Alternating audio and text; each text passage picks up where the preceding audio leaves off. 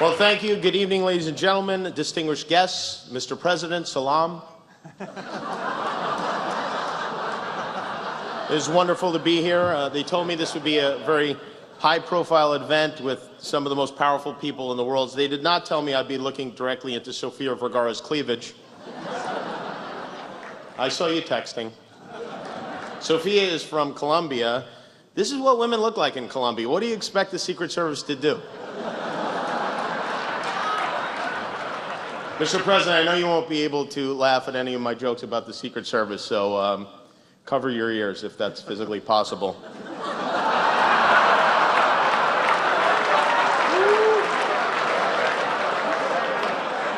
I do have a lot of jokes about the Secret Service.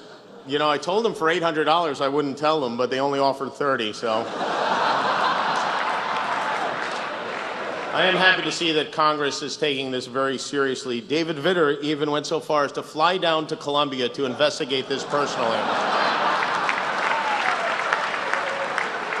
I'll tell you what, though, I know the administration has been cracking down, but if this had happened on President Clinton's watch, you can damn well bet those Secret Service agents would have been disciplined with a very serious high five. Palms would be beet red. Quick announcement, if anyone has tickets to the GSA after party, the plane is leaving for the Four Seasons in Dubai at midnight on the dot. Don't be late or you'll miss out on your complimentary white tiger cub. I want to thank the Washington Hilton for hosting us tonight. You know, President Obama wanted to move the dinner to the Kennedy Center this year, but the Republicans wanted to keep it here at the Hilton, so they compromised, and here we are at the Hilton.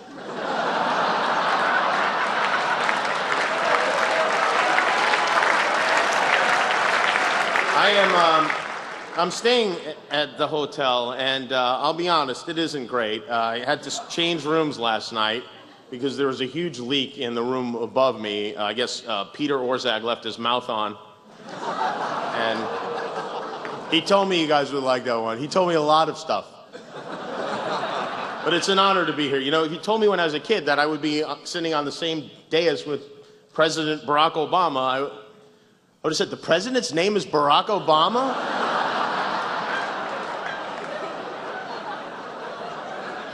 Mr. President, you remember when the country rallied around you in hopes of a better tomorrow? That was hilarious. That was your best one yet. But honestly, it's a thrill for me to be here with the president, a man who has, I think, done his best to guide us through some very difficult times and paid a heavy price for it. You know, there's a term for guys like President Obama. Probably not 2 terms, but there is. Even some of your fellow Democrats think you're a pushover, Mr. President. They would like to see you stick to your guns. And if you don't have any guns, they would like to see you ask Eric Holder to get some for you. Jake Tapper wrote that. It's kind of hard to be funny with the President of the United States sitting right next to you, looking at you, and yet somehow, day in and day out, Joe Biden manages to do it.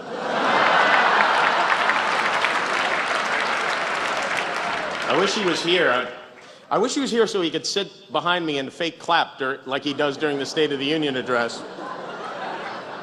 Are you enjoying this? Is this fun for you? This is the first meal he's had in months. They say diplomacy is a matter of carrots and sticks, and since Mrs. Obama got to the White House, so is dinner. You're very skinny. She doesn't let you eat. I felt weird about eating dessert. I left it untouched. I've never done that before. You know, the real reason people thought you were from Kenya had nothing to do with your birth certificate. It's because you lost so much weight, we thought you were the guy who won the Boston Marathon. This is how you know this country's in bad shape. Our president is starving. North Korea is sending him food aid. I had the opportunity to sit next to the First Lady tonight. She's very, very nice, and no matter what side of the fence you're on, you have to admit, she's done a lot of good work. She just wants us to be healthy, really, is all. Mrs. Obama, I thank you for that. Look, it's Chris Christie, get him.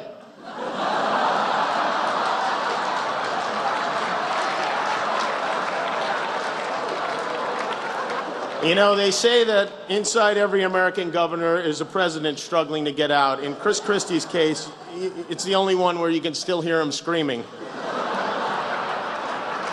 Governor Christie, I think you might be misunderstanding New Jersey's slogan. It's not the Olive Garden state. But the truth is, the First Lady is right. Americans are in terrible shape. You can even tell how out of shape we are by the way we protest. We used to march, now we occupy. I want to say quick congratulations to the Occupy protesters. It took months and months of patchouli oil and hacky sack, but finally, Wall Street isn't greedy anymore. Congratulations. White House Press Secretary Jay Carney is with us. Hello, Jay. Jay is, as you know, not only his press secretary, you also know him as the white guy from every LensCrafters commercial. One of Jay's jobs is to keep track of all the Hillary Rosens. For those of you who aren't familiar with this story, Kim, Lindsay, etc., Hillary Rosen is the woman who said Ann Romney never worked a day in her life, even though Mrs. Romney raised 5 kids. And of course, the administration tried to distance itself from those comments. They said she's not an advisor to the Obama campaign, even though, as we later found out, her name appeared on the White House visitor log 35 times. So when reporters asked Jay why her name showed up 35 times, this is where it gets hilarious. He said he wasn't sure it was the same Hillary Rosen. He said, I personally know 3 Hillary Rosens. You personally know 3 Hillary Rosens? Where did all these Hillary Rosens come? Did you pick them in the Hillary Rosen garden? I bet you $10,000 you don't know 3 Hillary Rosens, but I'm not running for president, so. 3 Hillarys. That sounds like President Clinton's worst nightmare. Hey, is that Rush Limbaugh here? People are still upset with Rush for comments he made about Sandra Fluke, but you know what? There's a reason Mr. Limbaugh said what he said, and that reason is Percocet. And by the way, just to clear things up for the extreme right-wingers, here's the difference between Bill Maher and Rush Limbaugh. The people who watch Bill Maher know he's an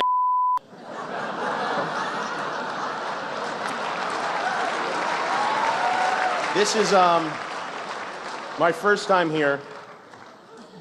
Every news organization, I guess, has its own table. Scripps is here, thank God, just in case a spelling breaks out. We have that covered.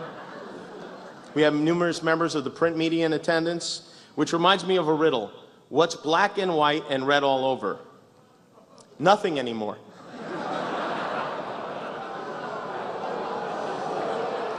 Really? The Christie jokes are okay, but no? Where are the CNN tables? Are the CNN tables real tables or virtual tables? There you are. Every election year, CNN comes up with new and increasingly amazing technology. They have the magic wall this year. They had the hologram 4 years ago. And yet, with all their technical wizardry, they still haven't figured out a way to make James Carville look less like a hairless, boiled cat. Quite a few cable news anchors wrote books this year. Chris Matthews of MSNBC wrote a biography of JFK. It's 427 pages long. Poor Rick Santorum was throwing up all night. Bill O'Reilly wrote a controversial book about another great president called Killing Lincoln. I actually have my own theory about Lincoln's death. I think John Wilkes Booth was innocent. I don't even think it was an assassination. I believe that Abraham Lincoln had a vision about what the Republican Party would become in 150 years, and he shot himself. Is the Fox table laughing, or did Rupert Murdoch hack into all my jokes already? Some people think Rupert Murdoch was intentionally trying to appear to be confused when he testified in front of the British government, but I don't know. The man is 81 years old. I think you have to know how to use a cell phone before you can figure out how to hack into one. Rupert Murdoch paid $580 million for MySpace. Clearly, he knows nothing about technology. Fox News is the grumpy old man of cable. Loud, stubborn, a little bit out of touch with reality, just had a mole removed. Is the Fox mole here, by the way? I'd like to take a moment to salute the Fox mole. Were it not for his brave sacrifice, the world may never have known that the bathrooms at Fox were overdue for renovation. Leaking 2 videos and getting caught right away doesn't make you a mole, it makes you a freckle. As a result of all the success Fox News has had, MSNBC has moved a bit to the left of Hugo Chavez lately. MSNBC has a very big star now in Rachel Maddow. Rachel hosts her own show, she's a best-selling author, and yet somehow she still manages to find time to cut her own hair. The Rachel was a very different hairstyle when Jennifer Aniston had it. Rachel Maddow also wrote a book. In it, she argues that the unchecked expansion of executive power since Vietnam has resulted in a country that is perpetually at war, which comes at disastrous cost, not only financially, but to the very ideals on which the United States was founded. Women, nag, nag, nag, you know? There are a lot of very big celebrities here with us tonight. Uggy is here. Uggy's the dog from the movie The Artist. Uggy is amazing. He can roll over on command. He's a Democrat. Uggy, I have some advice. If Mitt Romney ever invites you to go for a ride, call shotgun. And if the president tries to butter you, run. Last week we learned that the president's 2 favorite steaks are ribeye and seeing eye. You know you don't have to reveal everything in an autobiography, right? I mean, you can leave some things out. When you go to a dog park, is it the same as when we look at a tank full of lobsters? The president was very candid in an interview with The Atlantic a couple of weeks ago when he called Kanye West a jackass. Which, no offense, sir, but I think you got the wrong West. I think you meant Alan. Do all Wests look the same to you? George Clooney is here tonight. Tomorrow he's set to appear before Alan West in the House Un-American Activities Committee. George is hosting a fundraiser event for the Obama campaign. For $3, you can enter a raffle, and the winner gets to have dinner with the president at George Clooney's house. And I, for one, have always dreamed of eating a Hot Pocket with the president and Batman. And now I can do it for only $3. And if you don't win the raffle, remember, you can still win dinner with George himself if you are a 6'1" blonde with a perfect body. Sully Sullenberger. Where is Sully Sullenberger? I met him outside the... Sully, would you do us a favor? Would you mind driving Lindsay Lohan home? Make sure you don't run into a goose, especially a gray goose.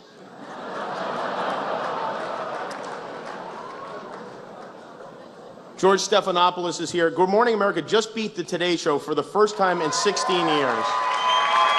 And George is riding, well, high maybe isn't the word, but let's say he's very pleased. 16 years is a long time. 16 years ago, there was no Facebook, there was no Google, and a tweet was something Barbara Walters gave her dog. This is really incredible. I mean, what a collection of people. Here in one room we have members of the media, politicians, corporate executives, advertisers, lobbyists, and celebrities.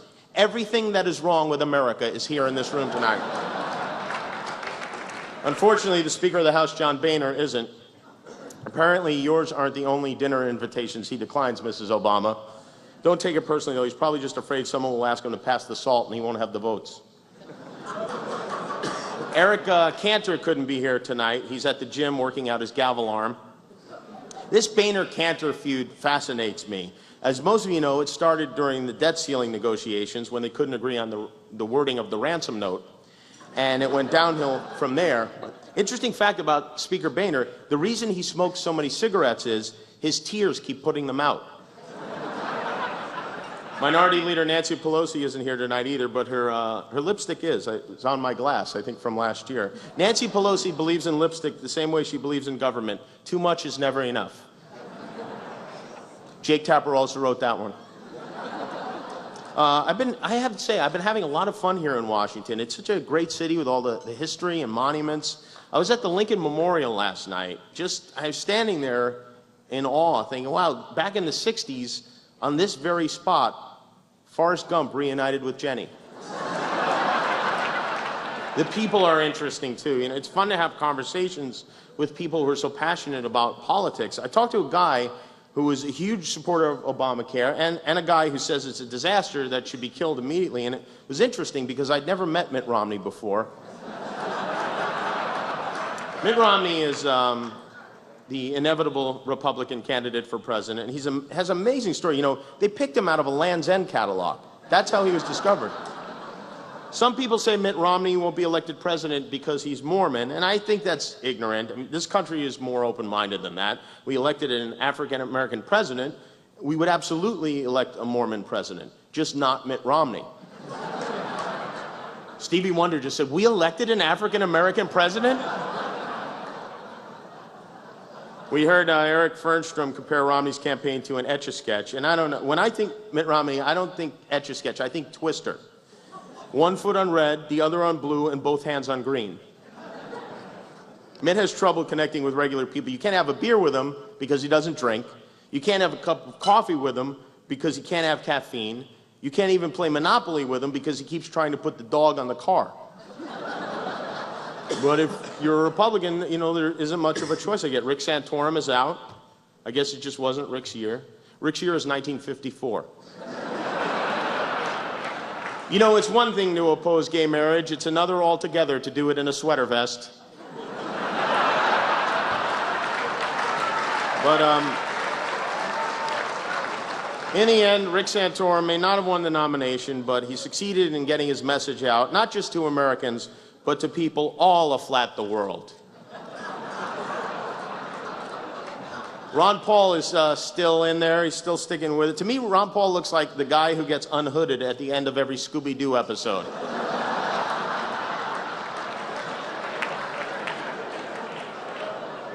It's great to see the Gingriches here tonight because I guess that means the check cleared. Newt, I have a question. How can you be against gay marriage when you yourself are the son of two gay parents, the Michelin Man and the Stay Puft Marshmallow Man? I don't understand politicians who are against gay marriage. I don't understand anyone who's against gay marriage. I mean, when you really think about it, aren't all marriages kind of gay? I mean, as a man, when you get married, essentially what you're saying is, I will never touch another woman as long as I live. Now let's put jewelry on each other and dance.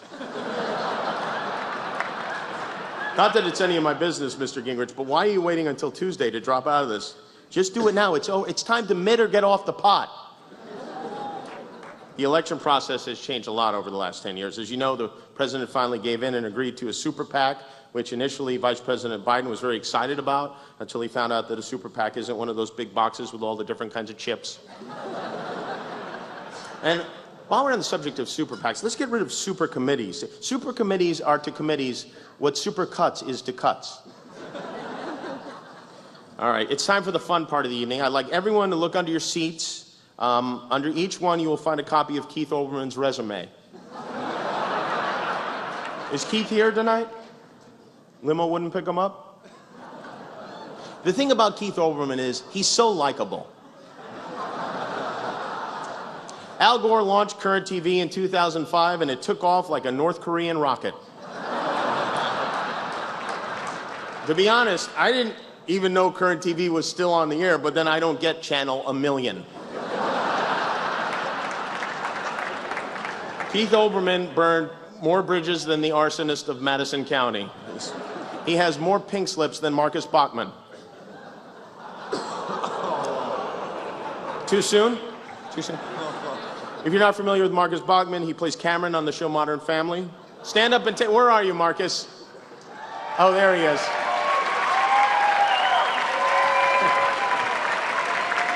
I do have one real question for you, Mr. President. What's with the marijuana crackdown? I mean, seriously, what is the concern? We will deplete the nation's Funyun supply? You know, pot smokers vote too, sometimes a week after the election, but they vote. Let's take a quick poll. I would like everyone in this room to raise your hand if you've never smoked pot. There you go. Look at Britt Hume. He's high right now. He's on his 4th almond macaroon. Mr. President, I hope you don't think I'm out of line here, but marijuana is something that real people care about, and the fact that you believe Speaker Boehner, when he tells you he still has control of his party, leads me to believe that you must be smoking some crazy great weed yourself.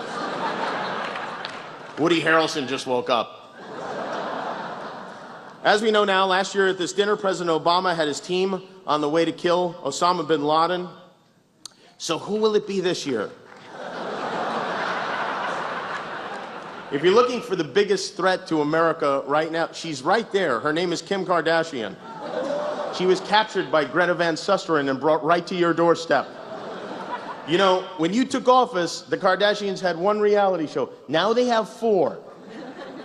This is not a good trend. Right now, Navy SEAL Team 6 is outside the Kardashian compound in Beverly Hills, disguised as the Denver Nuggets, so they can sneak in undetected.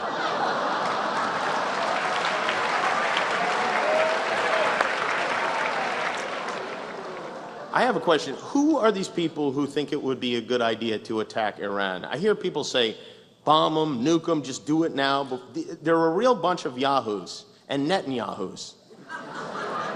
There's only one way to have peace between the Israelis and the Arabs. Instead of focusing on their differences, they should focus on what they have in common, which is a mutual love of falafel and terrible dance music. I don't understand all the anger that is directed at the president. Even if you disagree with his politics, he's funny, he's athletic, he has a beautiful singing voice, he's devoted to his family. Even with all his responsibilities, he still finds time to go to his kids' soccer games and move the goalposts. And I think that's commendable. President Obama wants everyone in America to have health care, whether we want it or not. I think I figured it out. You're not from Kenya. It's even worse. You're from Canada. This health care reform thing has a lot of people very angry. There seems to be a lot of anger in general. And ladies and gentlemen, if I can get serious for a moment, I believe that if we truly want to overcome the problems that we face, we have to do it together.